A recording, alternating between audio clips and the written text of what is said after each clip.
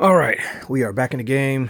So it's not going to be an incredibly long video, but I do want to update you guys on kind of what's going on. So the plan is to get the motor started remotely tomorrow. You're going to patch in, and we're going to connect over here to USB cable. I got the cable here, and we patch in. This is all my under construction right here. So we patch in down here, and find out that all the sensors and everything are connected. My concern is the cranking amps. I never had a problem with that battery up front starting my other motor there, but this motor, it just seemed like it needed more. I don't know. It is what it is. When I get through the process tomorrow, but it is fully charged and ready to go. Now, what's new? So sometimes, man, it just seems like it's overwhelming. When you do work on a project like this, it seems like you spend like all day, 2 days, 3 days, a whole weekend or whatever, and you're like, man, what do I have to show for it? Doing a video, I guess, is the only way you can kind of backtrack and see. But anyway, we got the side skirts on nice and even. I created brackets on the inside. There's brackets on a carbon fiber piece underneath the side skirt that's connected to the chassis. That gives it enforcement down here at the bottom. I created some brackets back here. So, this is all accessible. You raise the hood up, and then you'll have access to that. And so I'll make a bracket right here on the top for both sides. Probably tomorrow, because all I got to do is just fabricate or glass in the bracket on the back, and then I'll put bolts right here at the top. When I redo the entire piece, or covered in carbon, I'll probably cover with the bracket too, because it doesn't make sense to have a piece of aluminum right there or make it look like it's connected. Everything should be hidden, and that should be good. I'll have support here, underneath, on the side, and everything is accessible for out here. I don't have to remove the quarter panel, although I was thinking about designing that to where it can be removed, because I've had to work on the car here recently, and I was like, man, this is kind of cool to be able to take that off, but that could be a lot of work too. So not really sure if I was going to do that, because I thought about putting some bracketry like right here and across the top that secures that area.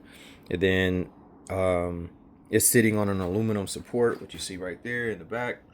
Back there, I had one up here in the front, but it was going to be in the way of the support strut for the chassis, so I had to remove that. I have to figure out another way to get some more support on here.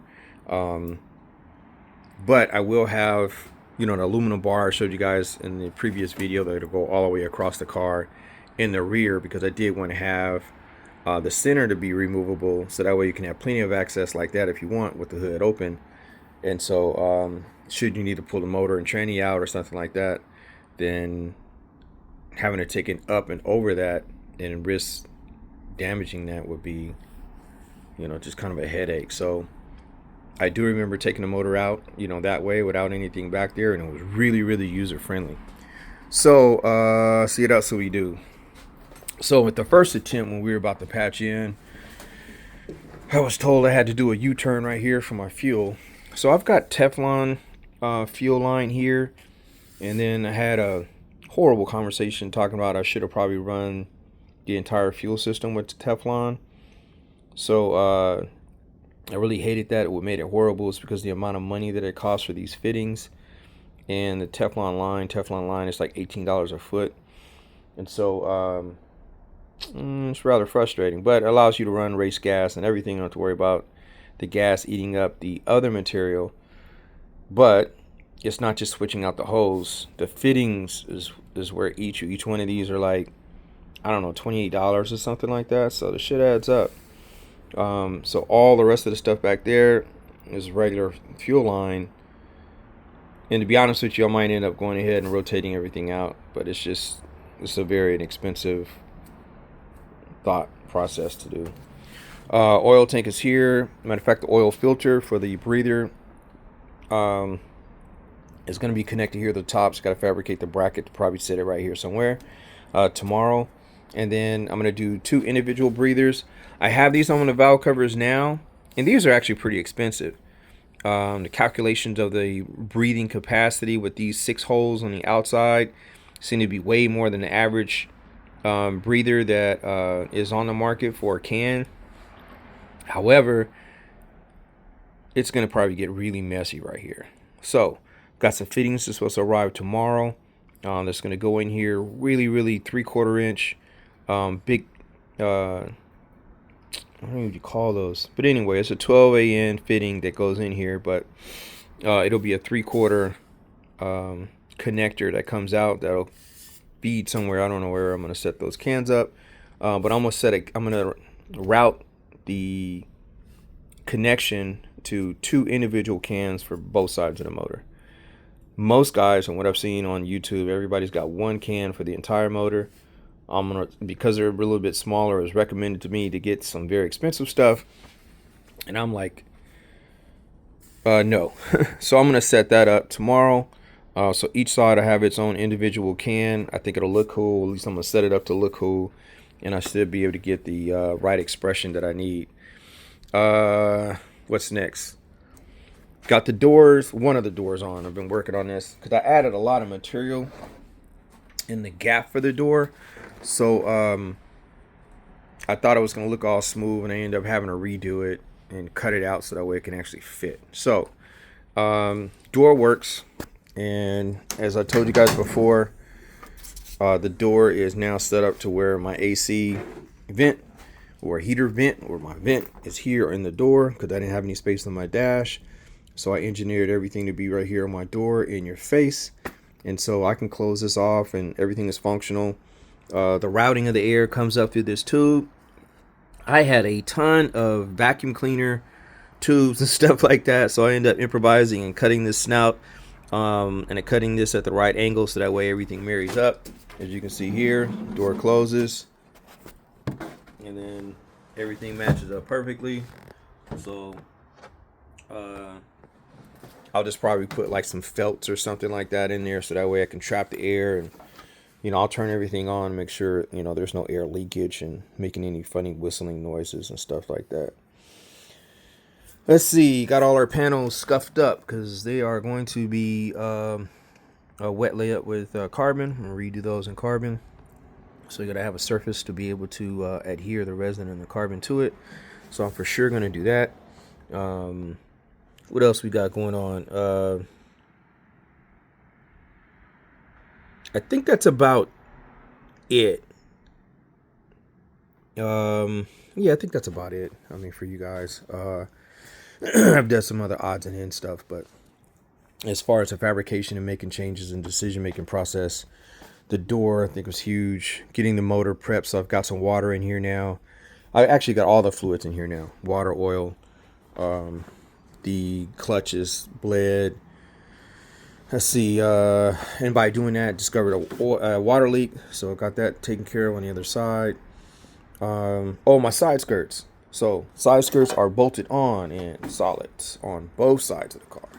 So that was actually kind of cool because, I've always had them kind of on the car, but they were never like in place based on brackets and stuff. So I have to make one more bracket probably tomorrow. Right here where the green tape is. I know it's been there for a while, but I got my aluminum to go right here. So I'll make an aluminum bracket to attach to the actual side skirt, and then obviously bolt to the chassis or to the body. And it'll have some security here. That should take care of the center. We've got one back here. This is my other project I'm working on. Got to feed some air down to the turbos. So got a bracket back here. And then there's a carbon fiber piece that has screws that go all along here to give it some stability, and everything is accessible for outside. So if I want to service a turbo or anything on the car, all I got to do is remove the side skirt, and that's it. Nothing else has to be removed. Everything has access from out here. I thought about making this quarter panel removable, but man, that's just a lot of work, and I kind of want to get done with some stuff. So that is just certainly not on the menu at this point. I think my original idea, and I think I expressed this earlier, was that I was going to have an aluminum bar right here at the top, so that way I can release this whole center cavity for access to the exhaust if I want to pull the motor out, transmission out, have access to everything like how you see here, I think that would be cool. So I'm going to engineer it so that way this kind of breaks away and I don't have to worry about taking this motor and transaxle up and out and over this area and risk damaging the car. I think that would just simply just make sense. I know the car, it's jacked up right now. We're roughly like almost 10 inches off the ground, so it's really high. But some of you guys might know, I mean, the car sits really low. It's only like what, 42 inches, I think, 48 inches, I think, off the ground. So it's not that bad to pull it out. But the thing is I don't want to fabricate or fix anything over again once I'm done with the car. I've got some lips on the outside of the quarter panels. This is where my rear hatch is going to sit. Once I have these now in place, I can get back to trying to engineer my hinges for the rear deck to open up. So hopefully, well, I can't say that's going to be the last of the engineering. It will not be, because I still have to make these active, because these will be opening and closing. And let's see. There are a couple other things. I'm not even going to mention that right now. I'm just going to get into it, because right now they're still in my thoughts. I haven't even kind of pressed play as to the materials I was going to use and stuff like that. I'm also on the fence whether or not I want to have actuated doors. I do have actuators, and I think probably later on this week I'm going to pull them down and put them on and see if that's what I want to roll with.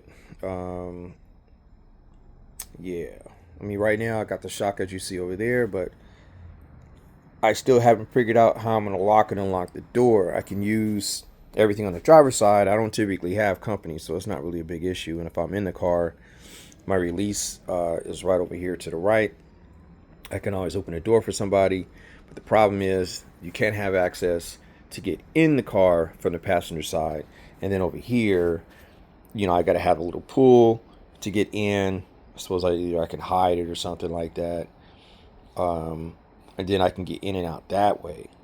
But I just don't know if that's going to be practical. I mean, I'd rather have shocks and stuff like that opposed to an actuator. But the benefit of doing an actuator is that the car locks. But the negative is there's an accident, something like that. How are you going to get out? You got to engineer a pin to be able to pull out. I mean, it's just kind of a lot.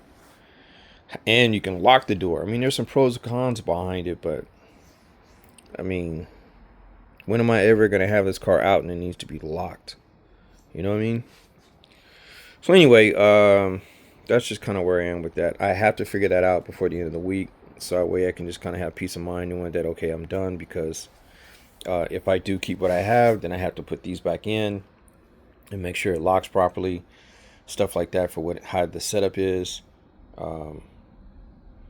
or take them out, you know, just use the actuator. So I do have to figure that out. Other than that, I think I'm good to go. Thought I had a problem with my Bi-Xeons, and I don't. So Bi-Xeons are like 3 inches longer than a regular low light Xeon, and there was an issue because I had a problem with clearance for the front tire. That's why it's turned all the way to the right. And so, man, this is a really tight fit for this. So I figured I was going to put these on the inside, so I'll have plenty of space, give myself more space by having a smaller housing for the regular low light on the left side, because that's the way they normally are anyway. And being out here in Cali, we don't use high beams. And then even if I had to turn on the other ones, if I have 4 Xeon lights in the front, I got plenty of light, and I'll still have fog lights down at the bottom that are Xeon lights, and those are stupid bright. So I got plenty of daytime in the front, so I don't need the Bi-Xeons on the far right. And so that's where we are with that. Let's see, I think that's it for now. Hopefully next video is going to be the motor starting, or at least saying, hey, you know, it has started, and here we go, and press the button, it fires up, and you can kick everything off.